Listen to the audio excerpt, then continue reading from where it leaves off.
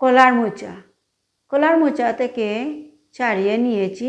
এখন আসল কাজ, এই ডাঁটাটা ফেলে দিতে হবে, না হলে রান্না করার পর খেতে কিন্তু ভালো লাগবে না। একটা শক্ত ডাঁটা, সেই ডাঁটাকে ফেলে দিচ্ছি।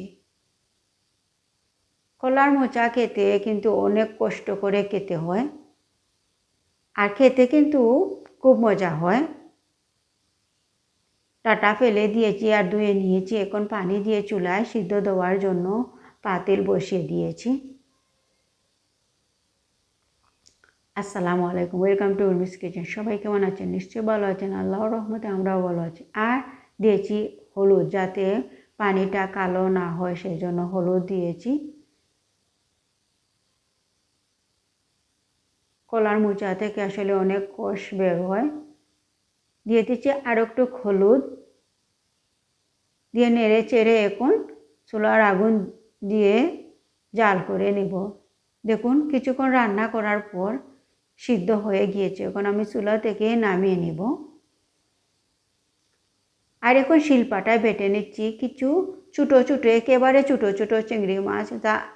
এগুলাকে পরিষ্কার করে যাবে না, সেজন্য আমি শিলপাটায় বেটে নিচ্ছি। আর চুলায় কিন্তু ঠেলে নিয়েছিলাম, এখন বেটে নিচ্ছি। এভাবে তুর রান্না করলে খেতে কিন্তু অসাধারণ মজা হয়। আর কিছুটা বেটে নিয়েছি, এখন বাকিগুলাকে বেটে নিচ্ছি। আর এই তুরটাকেও বেটে নিব। তুর কিছুটা বেটে নিয়েছি। আপনারা চাইলে কিন্তু ব্লেন্ড করে নিতে পারেন।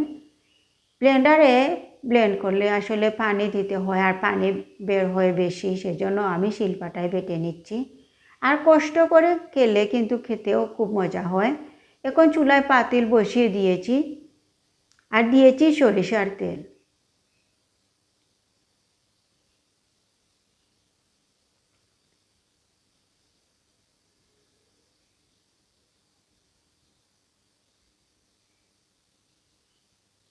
তেল গরম হয়ে গিয়েছে, দিয়েছি পেঁয়াজ কুচি। পেঁয়াজ একটু বেশি করে দিব।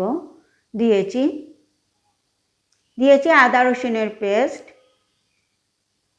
দিচ্ছি স্বাদ মতো লবণ। এখন এগুলাকে বেজে নিচ্ছি। পেঁয়াজ আসলে বেশি ভাজলে পেঁয়াজের পুষ্টিগুণ নষ্ট হয়ে যায়, সেজন্য আমি এতটা ভাজি না, একটু লালচে কালার করে ভেজে নিয়ে মশলাগুলা দিয়ে দিই। আর দিয়েছি এখানে তেজপাতা।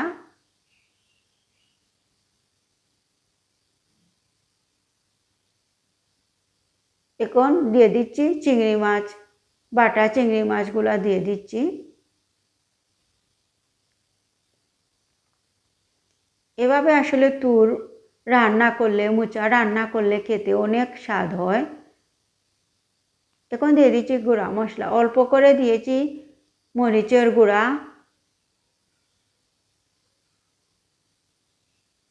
হলুদের গুঁড়া 1 চামচ, আর দিয়েছি পাঁচফোড়ন। এখন নেড়ে চেড়ে সব কিছু একসাথে মিশিয়ে নিচ্ছি চিংড়ি মাছের সাথে।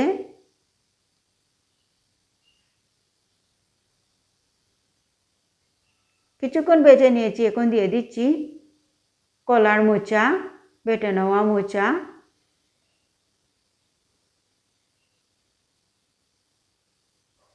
এখন নেড়ে চেড়ে মশলার সাথে চিংড়ি মাছের সাথে মিশিয়ে নিচ্ছি। আর এই রান্নাটা চুলার আগুন মিডিয়াম আঁচে রেখে রান্না করতে হবে। চুলার উপর রেখে দিতে হবে। দিয়ে দিচ্ছি কয়েকটা কাঁচামরিচ, অল্প আগুন দিয়ে, তাহলে আস্তে আস্তে কিন্তু কলার মোচা রান্না হয়ে যাবে।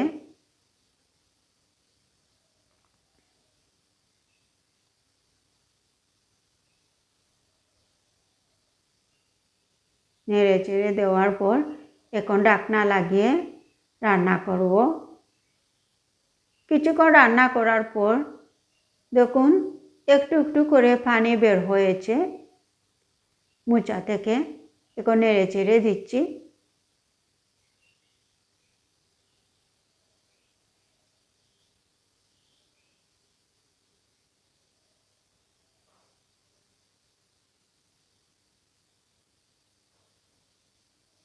এখন আর ঢাকনা লাগাবো না, না ডেকে রান্না করব, তাহলে আস্তে আস্তে কিন্তু পানিটা শুকিয়ে যাবে।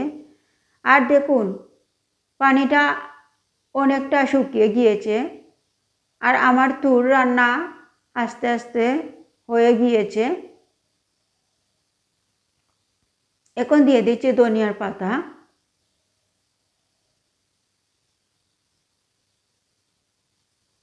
ধনিয়ার পাতা দিয়ে নেড়ে চেড়ে দিচ্ছি।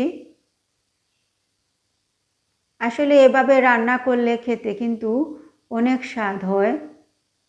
যারা খেয়েছেন তো খেয়েছেন, যারা খাননি এভাবে একবার বানিয়ে খেয়ে দেখবেন। আর এখন দিয়ে দিচ্ছি নামানোর আগে একটু ঘি। ঘি দেওয়ার পর আসলে খুব সুন্দর একটা সেন্ট হয়েছিল।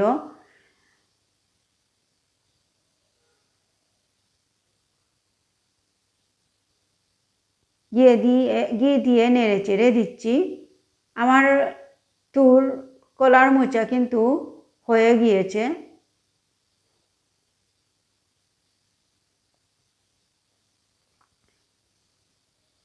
এখন আমি চুলাটা অফ করে নিব। দেখুন কতটা মজাদার হয়েছে। এরকম মোচা রান্না করলে ভাত কিন্তু একটু বেশি করে খেতে হবে। এখন আমি চুলাটা অফ করে নিয়েছি। দেখুন একটা মাটি প্লেটে পরিবেশন করেছি। কতটা মজাদার হয়েছে, না খেলে কিন্তু বোঝা যাবে না। একবার এভাবে খেয়ে দেখবেন। সবাই ভালো থাকবেন। আল্লাহ হাফেজ।